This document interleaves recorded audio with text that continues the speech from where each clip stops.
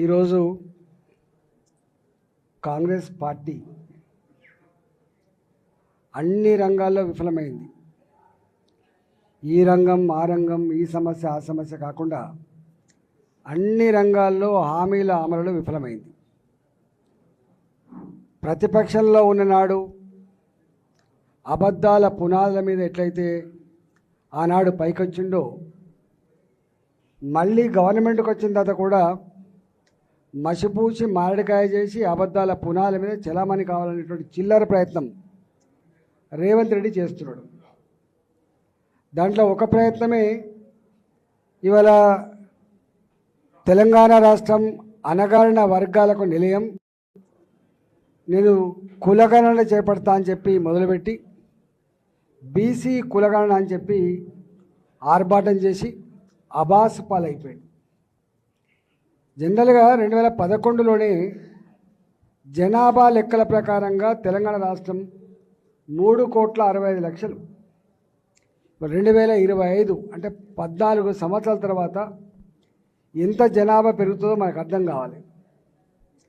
ఎస్సీల జనాభా 15% నుంచి 17.5% పెరిగినట్టుగా, ఎస్టీల జనాభా 9 నుంచి 10.5% పెరిగినట్టుగా, బీసీల జనాభా 52% నుంచి 46.5% తగ్గిన విధంగా ఇట్లా ఓసీల జనాభా అని చెప్పిండు.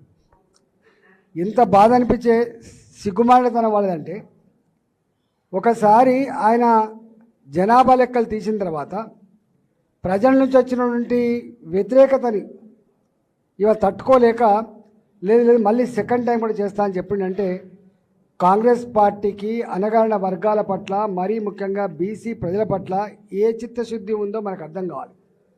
టీచర్లకు నేను వినమ్రంగా విజ్ఞప్తి చేస్తున్నా, గతంలో డిఏలు ఇవ్వకుండా మోసం చేసినోడు కేసీఆర్, 317 జీవో ఇచ్చి కంటి మీద కొనుక్కు లేకుండా చేసినోడు కేసీఆర్, ఇవాళ సిపిఎస్ విధానం రద్దు కావాలని చెప్పి అనేక సంవత్సరాల పోరాటాలు చేస్తున్న టీచర్లు, ప్రభుత్వ ఉద్యోగులు, కేంద్ర ప్రభుత్వం డేట్ ఇచ్చింది, మీ రాష్ట్రాలలో మీరు సిపిఎస్లో కొనసాగదలుచుకున్నారా, పాత పెన్షన్ విధానం కొనసాగదలుచుకున్నారా అని చెప్పి ఆప్షన్ అడిగారు.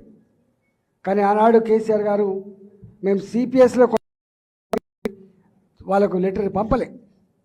అంటే మళ్ళీ మోసం చేసినటువంటి పార్టీ అది.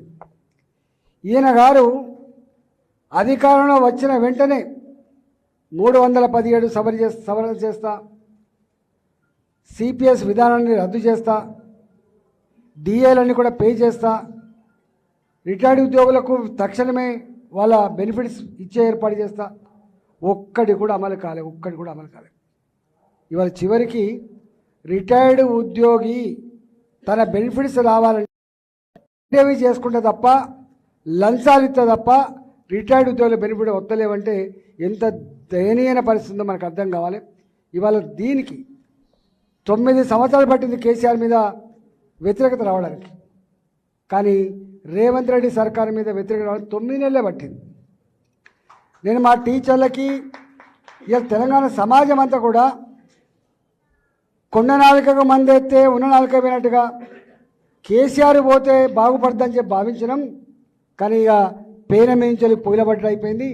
ఈ రేవంత్ రెడ్డి సర్కార్ ఇచ్చిన మాట అమలు చేస్తున్న నమ్మకం లేదు. ఎప్పుడు ఎన్నికలు వస్తాయా బొంద పెడదామని చెప్పి ఎదురు చూస్తున్నటువంటి వాళ్ళు ఉన్నారు.